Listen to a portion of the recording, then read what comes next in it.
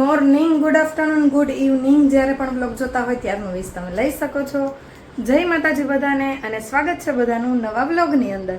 તો આજે છે હોળી, તો હોળીની બધાને શુભકામનાઓ અને તમારા બધાય દુઃખ હોળીમાં હોમાઈ જાય અને સરસ ખુશીઓથી જીવન ભરાઈ જાય તમારું, એવી શુભકામનાઓ સાથે આજના બ્લોગની શરૂઆત કરીએ. તો આજે બનાવવાનું છે સ્પેશિયલ જયદીપનું ફેવરિટ ભીંડાનું શાક અને બટેકાની ચિપ્સ નાખવાની છે સાથે. તો સરસ મજાની તૈયારી ચાલી રહી છે. અહીંયા કટિંગ થઈ રહ્યું છે, મમ્મી કટિંગ કરી રહ્યા છે અને વઘાર મસ્ત મારે કરવાનો છે. તો જોતા રહેજો કેવું સરસ ભીંડાનું શાક બનાવીએ છીએ અને જયદીપ બપોરે જમવા આવશે ત્યારે એને બ્લોગમાં લેશું. અને સાંજે હોળી માટે શું શું તૈયારી કરવાની છે ને ક્યાં જવાનું છે એ બધું બતાવવાનું છે. તો બ્લોગ કન્ટિન્યુ જોતા રહેજો. સલાડ સુધારાઈ ગયું છે, ચિપ્સ તરાઈ છે, અહીંયા તેલ સરસ મજાનું આવી ગયું છે. આ શાકની તૈયારી થઈ ગઈ છે અને હવે આપણે તરવાની છે પતરી. સરસ મજાની ભાતની મમરી તરાઈ ગઈ છે અને હવે કરવાનો છે આપણે વઘાર મસ્ત મજાનો. હાલો, સરસ મજાનું તેલ આવી ગયું છે અને અહીંયા ચાલુ છે પારસ મહેતા કા ઉલ્ટા ચશ્મા. હાલો, રાઈ જીરું પકડાવીને આ હિંગ,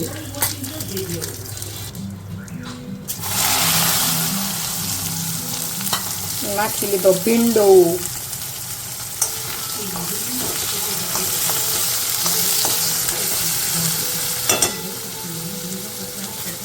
સરસ મજાનો ભીંડો સ્મૂથ થઈ ગયો છે. એની લાડ બળી જાય ત્યાં સુધી આપણે સરસ એને સાતળવા દઈશું.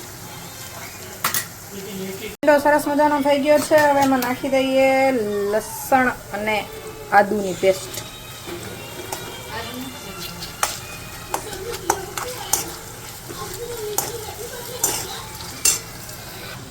ચલો, નાખી દીધી છે ચિપ્સ. વાવ, મજાના બધા મસાલાઓ નાખી દીધા છે. હવે આપણે આમાં ટમેટા એડ કરવાના છે, પણ આ મિક્સ થઈ જાય અને થોડોક મસાલો ચડી જાય પછી આપણે ટમેટા નાખીએ. મસ્ત મજાનો મસાલો મિક્સ થઈ ગયો છે. હવે નાખી દે એમાં ટમેટા. ટમેટા વગર અધૂરું છે યાર.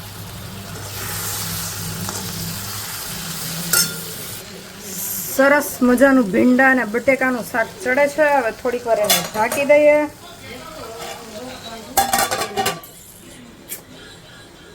સરસ મજાનું ભીંડા બટેકાનું શાક બનીને તૈયાર થઈ ગયું છે. હવે એમાં લાસ્ટ મસ્ત કૂણી કોથમરી નાખી દઈએ અને મસ્ત મજાનું ભીંડા બટેકા રેડી.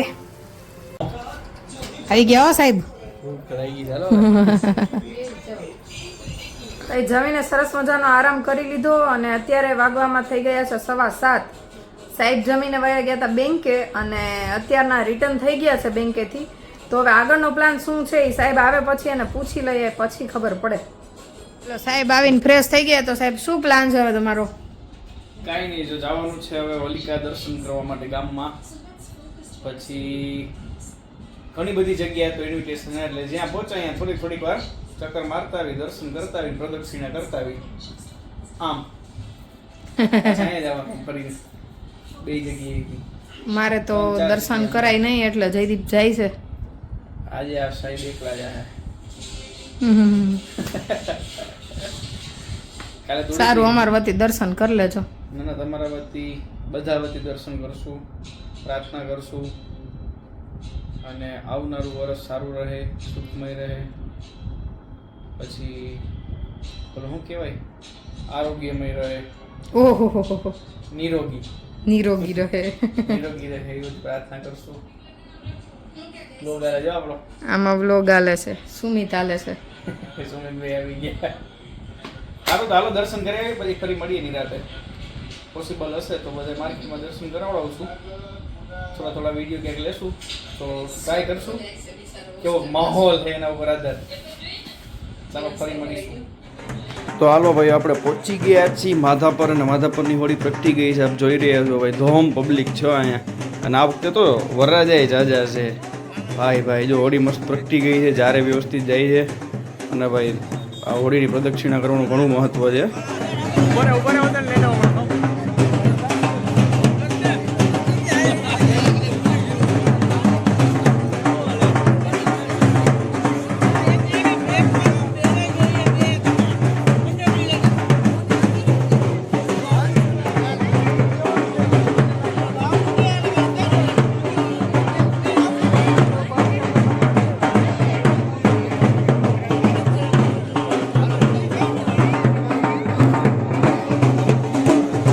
સાહેબ તો નીકળી ગયા છે હોલિકા દર્શન કરવા માટે અને બહુ બધા ઇન્વિટેશન હતા આજે ખરેખર, એટલે બધી જગ્યાએ થોડીક વાર ચક્કર મારવા માટે નીકળી ગયા છે.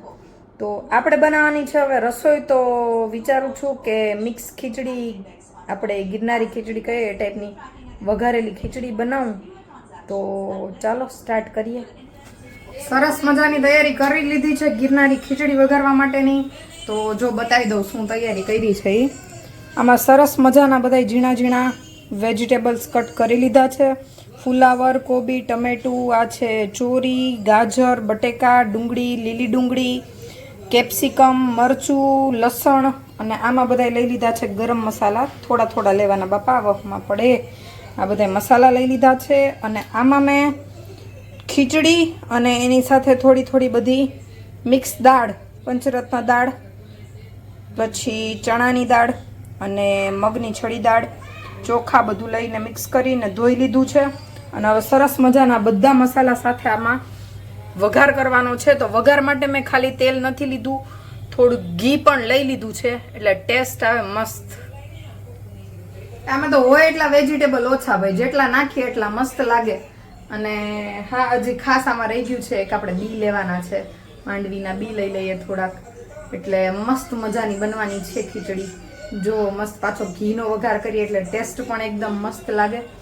અને જેટલા વેજીસ નાખીએ એટલા, જેટલી દાળ નાખીએ એટલી, આમાં જેટલા કઠોળ નાખીએ એટલા બહુ જ મસ્ત લાગે. હાલો, સરસ મજાનું ઘી આવી ગયું છે, સુગંધ ઘીની એમ આવે હો યાર. હવે વઘાર કરી લઈ.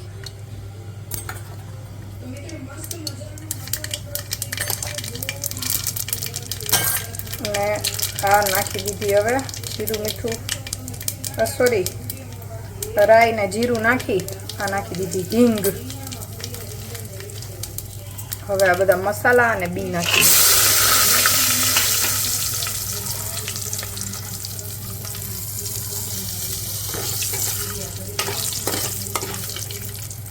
હવે બધા વેજીસ વારા ફરતી વારા નાખવાના છે. તમામ વેજીસ એડ કરી દીધા છે અને જો કેટલા મસ્ત લાગે છે યાર. એક ટમાટર બાકી રાખ્યું છે કારણ કે એ આપણે એન્ડમાં ઉમેરશું, એનાથી ટેસ્ટ કંઈક અલગ આવે યાર. એટલે આ બધા વેજીસ યાર સુગંધ એટલી મસ્ત આવે છે ને, ઘીમાં વઘાર કર્યો છે ને. તો હવે નાખી લઈએ બધા મસાલા. તો મેં એક મસ્ત બિરયાની મસાલો આવે છે એ લઈ લીધો છે, એક મેગી મસાલો નાખી દીધો છે અને હવે નાખી દઈએ આપણા રૂટીન મસાલા બધા. હળદર, ધાણા જીરું પાવડર, લાલ મરચું પાવડર,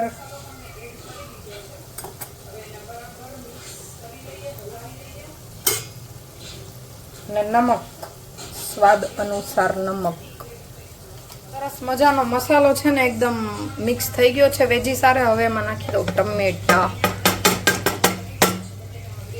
સરસ ટમેટા પણ મિક્સ કરી દીધા છે. હવે આપણે આમાં છે ને આ નાખી બધી દાળવાળી બધી દાળ ને ચોખા જે મિક્સ કરીને ધોઈને રાખ્યા છે એ નાખી દઈએ, પછી પાણી નાખીને ચડવા દેશું. ચાલો, સરસ મજાના બધા વેજીસ છે એ દાળ સાથે ચોખા સાથે મિક્સ થઈ ગયા છે. હવે આપણે એમાં પાણી નાખી દઈએ. ચાલો, મસ્ત મજાનો વઘાર થઈ ગયો છે ને. હવે આપણે કુકરને બંધ કરી અને એની સીટી થવા દઈએ. પછી આપણે લીંબુ અને કોથમરી ફાઇનલ ઇન્ગ્રેડિયન્ટ્સ ઉમેરી દેશું. સરસ મજાની ખીચડી બનીને તૈયાર છે યાર. જોઈ રહ્યો, બહુ મસ્ત બની ગઈ છે ખીચડી. અને હવે એમાં કોથમરી નાખી દીધી છે. આ લીંબુ નીચવી દઈએ અને મસ્ત મજાની હલાવી અને હવે પેટ પૂજા કરી લે. એવો ભાઈ સુગંધ આવે છે ને આમ બહુ ઈચ્છા થઈ જાય યાર ખાવાની. તો મિત્રો, મસ્ત મજાનું બીટરૂટનું જ્યુસ બનાવી લીધું છે. ચાલો બધા પીવા. તો આ સરસ મજાનું બીટરૂટનું જ્યુસ રેડી છે પીવા માટે. તો પહેલાં કહી દઉં કે કેવી રીતે બનાવ્યું. તો બીટ લઈ અને એને છાલ ઉતારી કટકા કરી અને મિક્સચરમાં ક્રશ કરી, ત્યારબાદ એમાં થોડું પાણી, થોડું લીંબુ અને નાખી છે જીમરી મસાલો, આ બધું નાખી અને સરસ મજાનું ક્રશ થઈ જાય એટલે એને ગાળી લીધું છે. અને મસ્ત મજાનું જ્યુસ બનીને રેડી છે. તો જેને પણ રૂટીન લાઈફમાં લોહીના ટકા ઘટતા હોય એના માટે પણ બેસ્ટ છે, કારણ કે આમાં ફોલિક એસિડ છે એ ભરપૂર માત્રામાં હોય છે. અને ખાસ કરીને પ્રેગ્નન્સી, ડ્યુરિંગ પ્રેગ્નન્સી જેને પણ એનિમિયા એટલે કે HB હિમોગ્લોબિન ઘટતું હોય એના માટે પણ બેસ્ટ છે. જો કે રૂટીનલી ઘણાને ભાવે, ઘણાને ના ભાવતું, તો જ્યારે પણ ઈચ્છા થાય ત્યારે બીટરૂટનું જ્યુસ કરીને પીવું જોઈએ. ઘણી બધી રેસીપીઓ પણ બને છે, પણ આ જ્યુસ છે એમાં રીચ પ્રમાણમાં બીટના તત્વો રહી જાય, એટલા માટે થઈને જ્યુસ છે એ વધારે ગુણકારી કહી શકાય. એટલે ચાલો બધા બીટરૂટનું જ્યુસ પીવા માટે. અને વાગવામાં વાગી ગયા છે 12 અને હોળીનો દિવસ પૂરો થઈ ગયો છે, પણ જયદીપ હજી ઘરે આવ્યા નથી. એટલા બધા ઇન્વિટેશન હતા એટલે હવે આ બીટરૂટનું જ્યુસ પી લઈએ અને પછી સાહેબની રાહ જોઈએ, આવી જાય પછી કંઈક વિચારીએ ઊંઘવાનું. તો ચાલો બધા બીટરૂટનું જ્યુસ પીવા. તો ફાઇનલી મિત્રો, જો હોળીનો દિવસ અહીં પૂરો થાય છે અને આપ સર્વને ધૂળેટીની હાર્દિક શુભકામનાઓ. તથા આજે મામાની ઘરે ઘણું લેટ થયું હોળીના દિવસે, કારણ કે અમારા આદિત્યરાજભાઈની પહેલી હોળી હતી, એટલે બીજે જવાનું નથી, પણ સર્વને આપણે હાર્દિક શુભકામનાઓ પાઠવી છે.